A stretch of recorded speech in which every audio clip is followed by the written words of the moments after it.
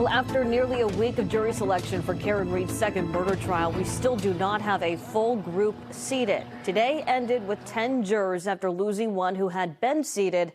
They picked up a replacement today. Judge Beverly Cannoni told more than 70 potential jurors about the charges against Reed, the law, and their role if chosen.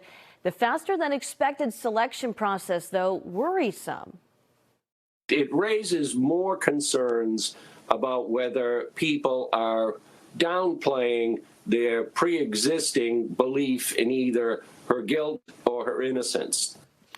Well, Reed has pleaded not guilty to hitting her boyfriend, John O'Keefe, with her SUV and leaving him to die in the snow.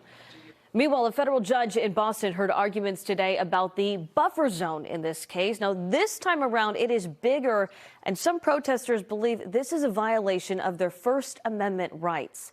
Our Michael Rosenfeld joining us live tonight with the details. Michael.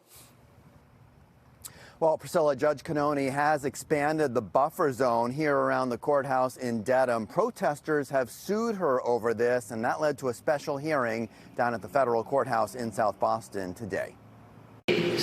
Judge Beverly Cannoni says the presence of protesters outside the Dedham courthouse, where the second Karen Reed trial is taking place, could influence jurors. So she has expanded the buffer zone so that it's larger than the first trial. The buffer zone in the first trial was about 200 feet. The judge has now added about another couple hundred feet for the retrial, which is just getting underway. We should be able to express our First Amendment rights out there and peacefully protest quietly, and we're not bothering anybody. Protesters were a regular presence outside the courthouse during the first trial, many of them supporting Reed and criticizing the investigation and the criminal justice system. We have the right to be out there on a public sidewalk saying what we think. We're fighting against what we believe is corruption. Allison Taggart and Jason Grant are among the 4 people who have sued the judge, saying she's trampled on their First Amendment right to free speech. How the hell does a judge have the right to legislate anything outside the courthouse? Attorney Mark Randazza says there shouldn't be a buffer zone at all, but his clients are willing to compromise and keep the noise level down. They just want to be able to stand there with signs, quietly expressing themselves.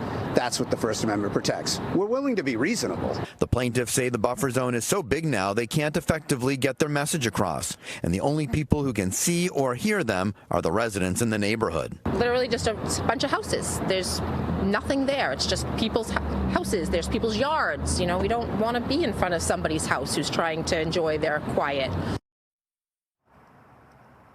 So no decision was made today. Both sides will continue to make their case back at the federal courthouse in South Boston next Thursday. We did reach out to Judge Cannoni today for a statement on this lawsuit, but she declined to comment. Live in Dedham tonight, Michael Rosenfeld, NBC 10 Boston.